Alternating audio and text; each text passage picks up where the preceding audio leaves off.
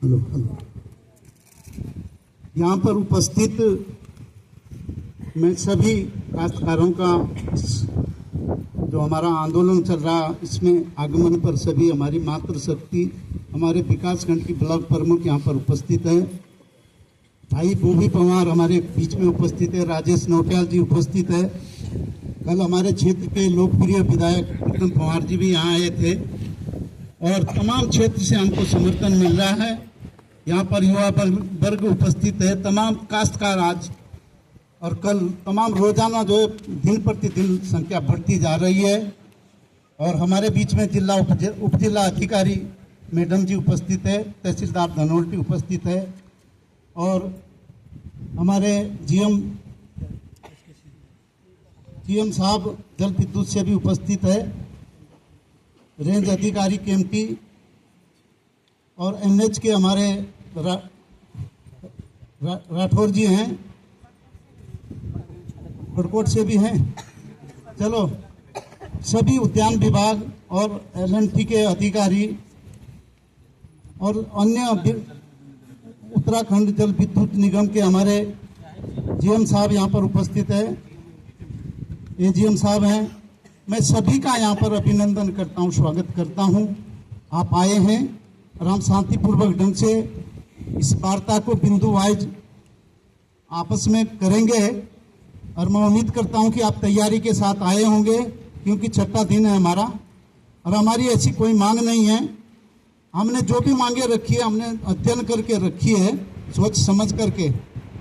और हम बहुत तमाम देश के उन पिछड़े क्षेत्रों में से हैं, दोनों, उधर एसटी क्षेत्र इधर ओबीसी क्षेत्र। और मतलब हमें ज्ञान नहीं है कि कैसे आंदोलन होते हैं, पर हमने कई लोगों, हमारे विशेषज्ञ लोग हैं, कई यहाँ पर हमारे लखवाड़ बांध के अध्यक्ष दिग्विजय सिंह चौहान जी भी हैं, हमारे सहपाठी आनंद तोमर जी हैं जो हमारे संयोजक है। सभी समितियों ने हमें समर्थन दिया है।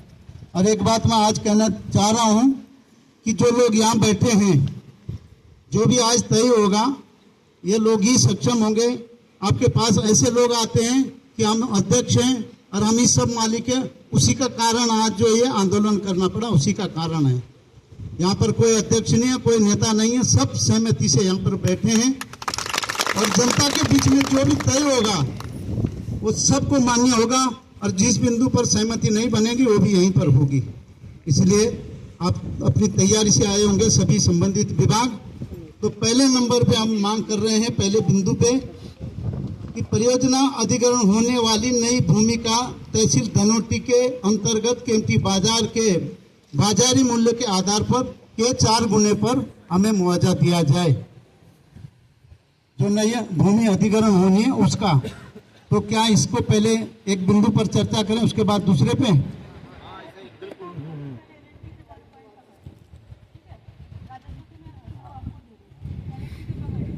चलो बिंदुवार करते हैं, जिसका जो पॉइंट है उसको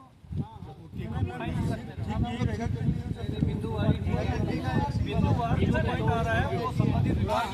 चलो एलएनटी के आप कौन बैठे? नौ बिंदु एक ही साथ। एलएनटी कंपनी के सक्षम अधिकारी कौन है? जितेंद्र भाटी जी हमारे बीच में हैं, भाटिया जी हैं। तो हमारे 2 बिंदु हैं।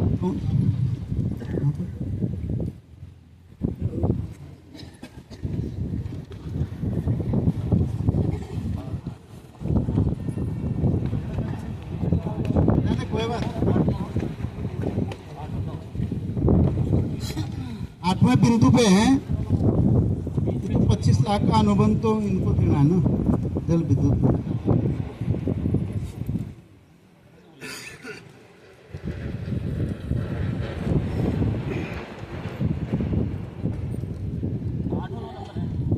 हमारी मांग है एलएनटी से कि आपका जो निर्माण कार्य चल रहा है उसमें जितनी भी मशीनरी यहाँ लगी हुई है वो स्थानीय लोगों की होनी चाहिए। क्रेशर प्लांट भी स्थानीय लोग चलाएं। और दूसरी मांग है कि कंपनी ने, हमारे उत्तराखंड सरकार का एक कानून बना रखा है और शायद आपके एग्रीमेंट में भी है, उसमें 70% जो है स्थानीय लोगों को रोजगार आपको देना है। यही तो मांगे हैं ना। और हमारे जो कुछ लड़के जो आपने बाहर कर रखे हैं, उनका कोई दोष नहीं है, वो यहाँ लड़ाई में भी नहीं थे, और आप वहाँ से लोअर कोर्ट से आप वहाँ से जो है हार चुके हैं आप लोग, और आपने उसको अपर कोर्ट में किया। तो इसका मतलब आपका है कि आप एक गरीब दलित, जो गरीब लोग हैं, जनजाति और ओबीसी क्षेत्र के जो आपके साथ श्रमिक हैं, उनको लगाना नहीं चाह रहे हैं आप, उनके साथ आप भेदभाव कर रहे हैं। जब न्यायालय से भी आप हार चुके हैं कंपनी, वही बात है, तीनों चीजें LNT के अंतर्गत आती हैं। तो हमारा निवेदन, पूरी बात तो हम रख लें कि उनका उन तीनों चीजों में आप हमें उसका समाधान बताएं। अरे बीच में ना बोले भाई, हाथ जोड़ते हैं आप। हेलो, 8वां बिंदु जो इसमें बता रहा है कि परियोजना में प्रभावित काश्तकार को 25 लाख तक के कार्य अनुबंध बिना EPF की अनिवार्य से किए जाए तथा निर्माणाधीन। ये हमारा पॉइंट नहीं है, मैं वही कह रहा था, स्टार्टिंग का हमारा पॉइंट नहीं है ये। उसके बाद तथा निर्माणाधीन, हाँ मैं आ रहा हूँ, निर्माणाधीन LNT कंपनी के अनुबंधित वाहन मशीन आदि में प्रभावित को प्राथमिकता दी जाए। तो इसमें क्या है कि जैसे हम LNT ने भी ये जो टेंडर है ये ग्लोबल बेसिस पर लिया हुआ है, टेंडर कोट किया और जो लोवेस्ट आया हम LNT आए तो हमने इसको बिड करके लिया। सेम टर्म्स पे हम लोग भी जब कोई मशीनरी लगानी होती है, कोई नया काम होता है, उसको आप लोगों के साथ शेयर करते हैं। जो हमारे यहाँ पे पॉलिसी है कि सबसे पहले लोकल लोगों से ही हमें शेयर करना है। कोई भी नई मशीनरी लगती है उसके लिए हम पहले यहाँ बाकायदा नोटिस लगाते हैं, कोई नई वैकेंसी आती है उसके लिए नोटिस लगाते हैं। तो अगर उस ड्यूरेशन में जो हमने स्पेसिफाइड की होती है, चाहे वो 1 वीक हो 2 वीक हो, उसके बाद भी अगर हमें कोई नहीं मिलता है तब हम बाहर जाते हैं। बट फर्स्ट प्राथमिकता आपको ही दी जाती है और आगे भी यही प्रोसीजर हम अडॉप्ट करेंगे।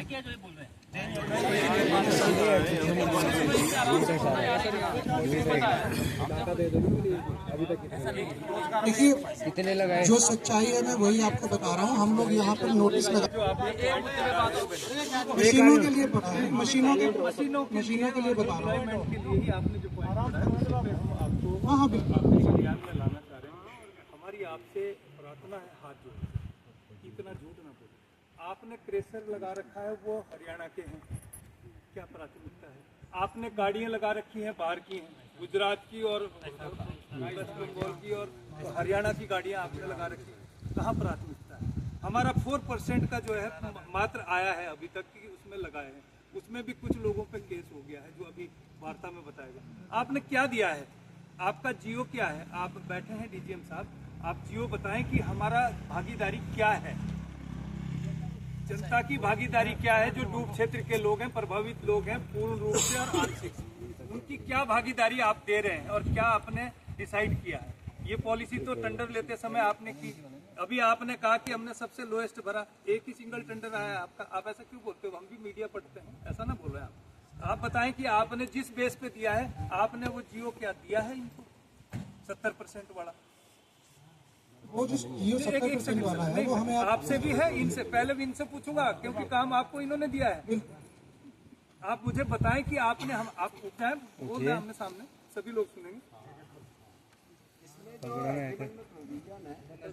पहले भी बताया था सभी के सामने। चलो इसको बोलो आप। नहीं, आवाज तो ऐसी ही आ गई। हाँ ऐसे तो उसमें जो है मैक्सिमम लेबर जो अनस्किल्ड है, वो जो है लोकल एरिया को है विद इन उत्तराखंड स्टेट। तो लोकल जो है प्रभावित ही माना जाता है, अनस्किल्ड। मैं ये कह रहा हूँ, ये तो उत्तराखंड का 70% आपने बता दिया, जिसमें डिस्ट्रिक्ट देहरादून आ गया और टिहरी जिला। ठीक है, 2 ही जिले आएंगे ना, पूरा उत्तराखंड तो इसमें नहीं आएगा ना। टिहरी में क्या दिया है देखो, जब देखिए एक बाइलॉज होता है, वो आपने क्या सबमिट करा, या तो हमें बाइलॉज की कॉपी दिखाते हैं, वो कब दिखाओगे? आज 6 दिन हो गए हैं, इसमें आपने कुछ नहीं दिखाया। ठीक है साहब। दूसरी चीज सर, एक सेकंड, आप बोल रहे हैं, मैं आपको स्पष्ट ये ऐसे कागजों में हमें इसकी हार्ड कॉपी चाहिए, ये ऐसे नहीं है, ये ऐसे कैसे होगा? आप अपना एग्रीमेंट, अब आप एग्रीमेंट में अभी आए बीते दिनों मेरी वार्ता हुई थी साहब से, तो मैंने उस दिन भी कहा ये धरती हमारी है, हम इसको देना चाहते हैं, हम खुद हमने बुलाए हैं आप लोग कि यहाँ बात बनाइए। 40 साल बीत गए हैं, 40 साल के बाद जब अभी दोबारा भाटिया जी, अगर ये इम्प्लीमेंट नहीं हुआ तो ये आगे इम्प्लीमेंट करना है, इस पर क्या बोलना चाह रहे हो भाटिया जी?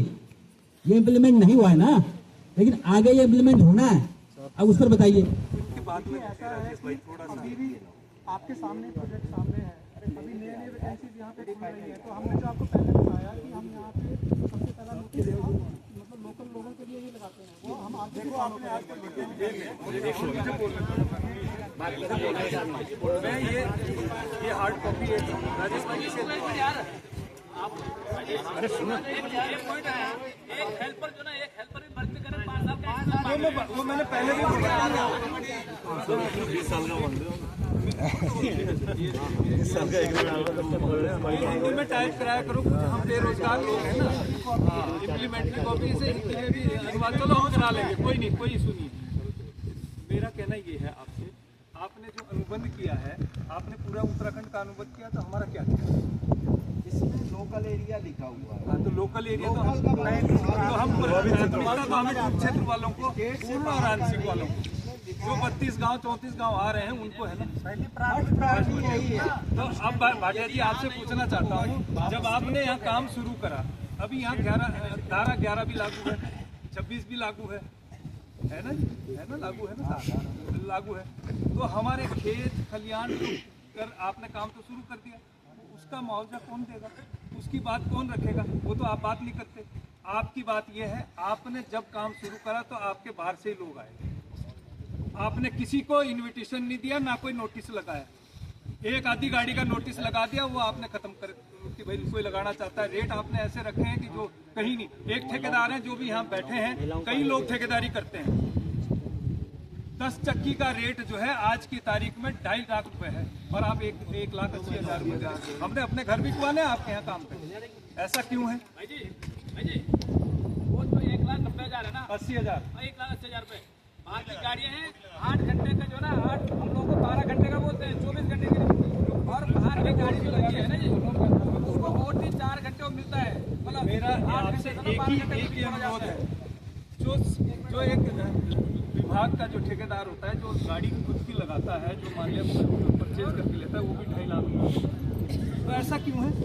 आपने रेट बढ़ा दिया, आपको पता नहीं था कि यहाँ हाई स्पीड का मामला है, यहाँ पहाड़ का मामला है, आपने प्लेन के रेट लगा के दे दी। कैसे दे दिया महोदय? हमें पूरे रेट चाहिए, हमारी जो भागीदारी है 70% की वो चाहिए, ठेकेदारी में हो। ये क्रेशर आपने हरियाणा वालों को दे रखा, उसी की गाड़ी है, उसी को यहाँ ला के खड़ा कर दिया। क्यों? हम लोग नहीं है इस लायक? हम भी ले लेंगे लोन, यदि हमको 2 पैसे बचेंगे हम भी गाड़ियाँ लगाएंगे। ऐसा क्यों है साहब? आप यहाँ पे बोल देते हैं, इनके साथ आपकी वार्ता ठीक से नहीं हो पाती है यूजीवीएनएल के साथ, आप यहाँ पे अपनी मोनोपोली चला। ऐसी मोनोपोली नहीं चलेगी, ये काम बंद कराइए। आपका एक क्रेशर ऊपर चल रहा है, वो लोकल को ही दे रखा आपने, वो जो है आपने कह रखा तुम बंद मत करना और ये अपना चला रहेगा।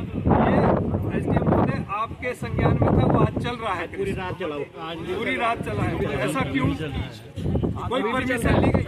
सारे क्रेशर खारिज हो जाएंगे यदि पर्यावरण में हम चले गए। इस बात का भी ध्यान रखिए आप। हमें आता है, पढ़ना भी आता है, लिखना भी आता है, लेकिन हमारे साथ ये मजबूरी, ये राष्ट्र की धरोहर है, आपकी भी है, हमारी भी है, उत्तराखंड सरकार की भी है, सेंटर की भी है। ड्रीम प्रोजेक्ट हमने तो आपको बुलाया ना, हम तो पहाड़ी लोग हैं, हमने तो आपको बुलाया कि आओ काम करो। कार्यदायी संस्था ये है, तो भाई जब हम बुला रहे हैं करो, तो हमारे हितों का, हकूक का हनन करेंगे क्या? नहीं, इग्नोर ही किया हुआ है साहब, इग्नोर किया। अरे आप पूछिए किसी से, इतने लोग हैं, सवाल जवाब करिए आप। एक आदमी बताइए। अरे 4% का हमने क्या करना? गाड़ी बताओ ना किसकी है? गाड़ियाँ कितनी है जो अभी लगी हुई है? गाड़ी बाहर के है।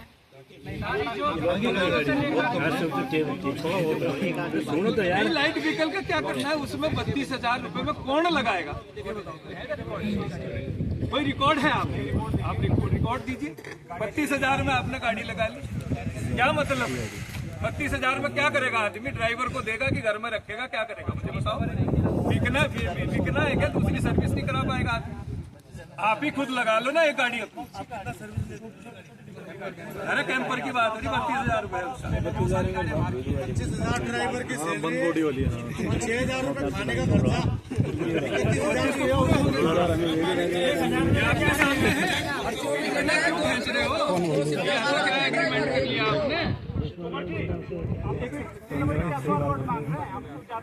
हम तो जो रेट है, जो है, जो बिल का मार्क है, उसके आप हमें रेट दीजिए। गाड़ी लगाइए, आपको कीपर चाहिए कीपर मिलेगा, आपको मशीन चाहिए मशीन। जब रेट होंगे साहब तभी तो लगाई जाएंगे। टीरी में जेसीबी लगती है, टीरी बांध में जेसीबी लगती है 3 लाख रुपए में, और आप यहाँ दे रहे हैं 10 चक्की का 1,80,000, और उसमें भी 24 घंटे। कहाँ का मानक है 24 घंटे का? जरा बताएं। 2 ड्राइवर रखेगा 50,000 तो वो चलेगी 1,80 में।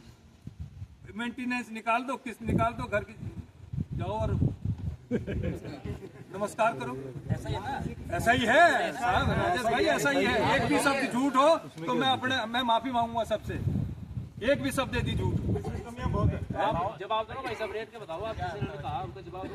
जो गाड़ी की बात कर रहे हैं ना, 12 घंटे बोले 8 घंटे का जो इनका जो रेट है ना, 8 घंटे का रेट है, और 12 घंटे 4 घंटे प्लस ओटी देते हैं। अरे हमें ओटी नहीं चाहिए भाई, हमें तो जो टाइमिंग है उसका टाइमिंग चाहिए। 24 घंटे 24 घंटे है आपका। क्या सर्वाइव किससे हो रहे हैं? बाहर से हो रहे हैं, हमें क्या बेनिफिट है? अरे सर्वाइव तो ब्लैक मनी तो सर्वाइव करने के लिए होते हैं। आपके जो लोग यहाँ काम कर रहे हैं वो दूसरे प्रोजेक्ट में काम कर रहे हैं, वहाँ उनको आप एक्स्ट्रा देते हैं, वहाँ उनके बेनिफिट को निकालते हैं यहाँ से, क्योंकि यहाँ के लोकल लोगों पे ये और ऐसा ही है। आप मानिए ना मानिए, आप जो है हमें दबाने का काम कर रहे हैं। हमारे रेट प्रूव कीजिए तुरंत। गाड़ी की डिमांड 100 की भी होगी, 100 दूंगा मैं।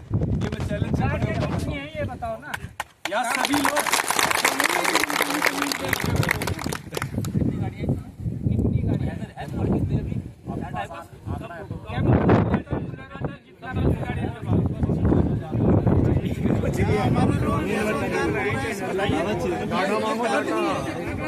आंकड़े तो होने चाहिए। आपके नहीं, एक मिनट नहीं, आपको चेन्नई हम मेल करें, चेन्नई क्यों मेल करें? हम तो आपको यहाँ मेल करेंगे, हम यहाँ आपसे डिस्कस करेंगे जहाँ आपका दर्द है। चेन्नई में तो आपको पूरे इंडिया में, इंडिया से बाहर भी आपके काम चल रहे हैं, उससे हमें क्या लेना देना? आप यहाँ हैं तो आप यहाँ बात करो ना।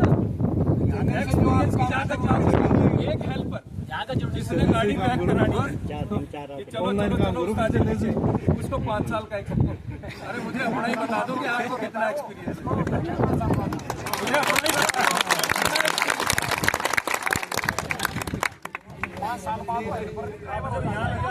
इसी बात कर, एक लाइसेंस यदि एक ऑथराइज संस्था ने लाइसेंस जारी कर दिया है आरटीओ ने, तो उसको आप कैसे अनवैलिड कर रहे हो कि उसमें 20 साल का एक्सपीरियंस चाहिए? ये कहाँ का नियम है? इसका मतलब हमें लगाने, आपने जो हरियाणा, पंजाब, जम्मू के जो लोग लाए हुए हैं, हमें उनसे भी कोई गुरेज नहीं है। हम वो ये कहते हैं कि हर आदमी रोटी के लिए बाहर जाता है, हम भी जाते हैं, लेकिन ये तो बताइए यहाँ के लोगों को क्या चाहिए? जब उन्हीं से काम कराना था तो हमारा पैसा पूछा दो और ये ड्रीम प्रोजेक्ट लेकर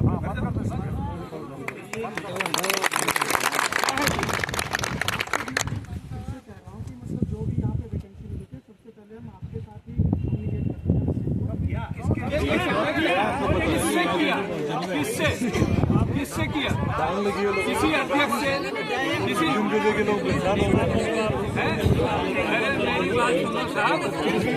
सुना अखबार में निकालो, आदमी वहाँ से भी देखने नहीं आएगा कि LNT ने क्या निकाला। अखबार में निकालो, फिर आप प्रकाशन करो उसको। ऑफिस के अंदर बंद कमरे में ये लोग बात करते हैं, ऐसा नहीं चलेगा। को पकड़ करके उन्हीं के लोग बात करते हैं। 2 अध्यक्ष में तो बात नहीं चलेगी। गलत कह रहा हूँ तो मुझे आप एक पॉइंट पे समाधान